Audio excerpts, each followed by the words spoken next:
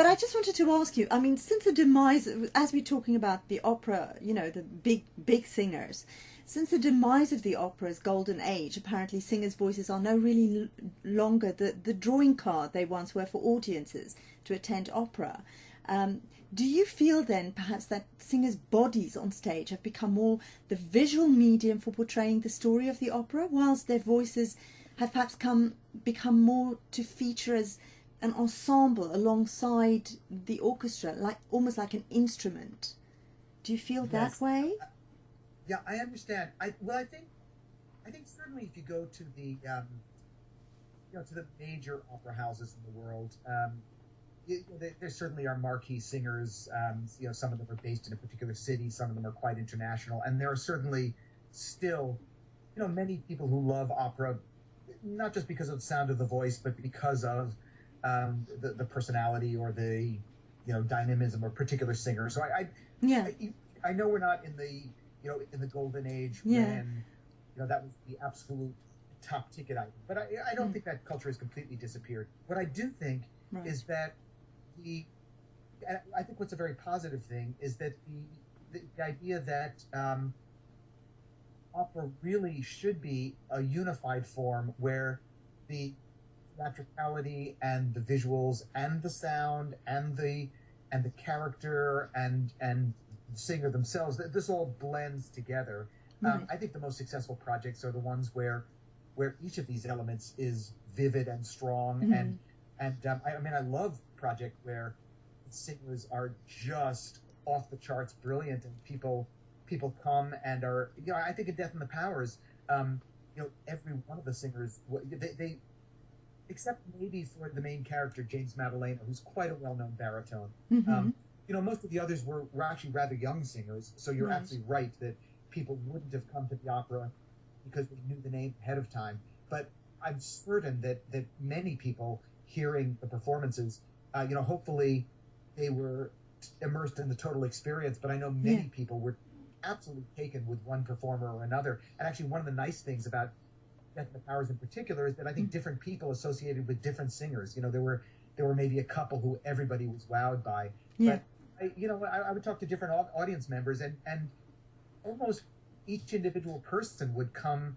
with a different singer who they would go out of their way of mentioning that, oh, this tenor was just, I was really taken with that particular voice and that character, and yeah, or the soprano or the baritone, and so I do think that there's a very healthy trend to maybe uh, make, to stay away from the star system about the performers themselves being the story, right, um, and the theatrical experience, everything together being the most important thing. Um, yeah, but it's opera after all, and I do not think that you want the singers to fade away into an ensemble. I think you want them to be real characters on stage, mm-hmm, and you want characters to be vivid through everything, through through the physical gesture and the look and the direction, but also in the way that the character comes alive as a person, and right, the way the voice works, and ideally you want all these things to blend together, and yeah. but you want each one to be absolutely fantastic on its own. That's fantastic. I mean, I can understand exactly what you're saying. And actually, talking about Death and the Powers, it has been called a robotic opera. Mm. How do we, the listeners, understand robotic in that context? Well, actually, it's in a pretty large context in Death and the Powers. Mm-hmm. I, One of the original ideas I had, when I first started thinking about this particular opera, Right. uh, we talked a little bit before about hyper instruments, where I mentioned how you could give a human performer on stage the ability to expand his or her musicality so Mm-hmm. that you could control a whole world of sound out of one instrument. Mm-hmm. One thing I've started thinking about with Death and the Powers is how that same kind of idea has not translated in the past 20 years or so well into stagecraft itself, or Right. into what you see on stage and into the physical experience of being in the theater. Mm-hmm. In many ways, live theater, and opera included, Mm-hmm. hasn't found a very good way to to become part of the digital age, the staging of many operas may be wonderful, but it's still fairly conservative. It still looks like theater looked a long time ago. Right. And if you think about the way technology is often incorporated into live performance in general these days, like think of a big rock concert. I have teenage daughters. I go to more arena rock concerts than I would if I didn't have teenage daughters. I think, and you go to these concerts these days, and most successful bands really can't afford to play in intimate settings anymore. So the venues get larger and larger. Amplification systems get gigantic and really not very pleasant. You're having enormous sound kind of just pushed at you in these venues. And on stage, these stages are so big that you have to have usually a large, either one or many big screens. Right. And usually the screens are showing close-ups of the artist's facial expressions, or maybe the hands on the guitars, or maybe they're just showing the graphics that go along with the song. Yeah. And what I find is the larger and larger the blow-ups become, the smaller and smaller the people become. So, even if you go to like a U2 show these days, I mean, they're very good performers, but the human beings on stage look like little ants running around. To me, it doesn't augment the human presence. It shrinks it. And so one of the things I was thinking of, even before we had a story with this opera, was how could we use the technology to enhance the presence of the performers on stage, just like we do with our hyper instruments, and how can we make the stage itself, the physical stage, help tell the story? Right. And how can we make the fact that the stage is telling the story make us feel closer to the human beings rather than further away? Right. And when I started thinking about that, I started thinking, well, if we have a stage coming alive some way, a stage moving, maybe dancing in the air, dancing on stage, that is kind of what a robot is. What's a robot? A robot is something physical that's not a human being, that is taking on some kind of animate characteristics. And so I started thinking that some way of making the stage robotic, or making robots be present on stage, and making that be exciting, and maybe making it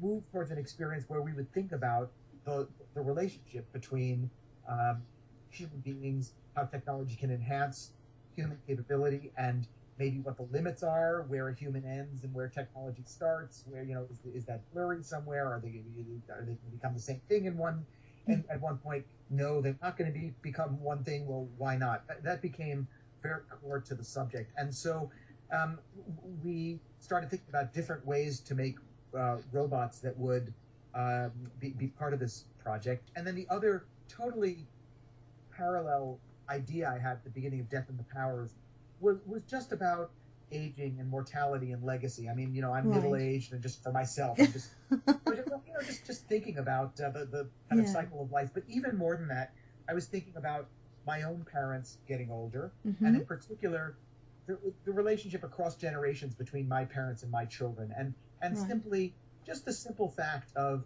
we have a very close family, and just the kind of poignant fact of how close I am to my parents, and how close I am to my teenage daughters, and how difficult it is over the generation for my daughters really ever to know my parents as in the same way that I do. It's just a fact, and so what it means to communicate and to kind of share the texture of any life, of any of our lives, with anybody else, with anybody that we're close to. How we do that on a day-to-day basis, how we do it through our families, and especially across generations, and are there different ways to share what our life is? What do we want to share? What are the limits of what we can share? And what frankly are the limits of what everybody else wants us to share? I mean, it would be, there's kind of an obsession, I think, these days, because of technology, with trying to capture everything that we do. I mean, we do it through Facebook. We do, there actually are people, I think it's especially common in the United States. First of all, there's a whole movement of people who want to live forever and simply don't want to face the idea that at some point we're not going to be here. So, can technology preserve us forever. There are also people who are trying to document everything about themselves, literally go around with like video cameras 24 hours a day Right. that capture every single thing that we do in with the thought that this is going to be kind of a documentation of our lives. And so in the future, somebody else, whoever it is going to be able to simply have us around all the time.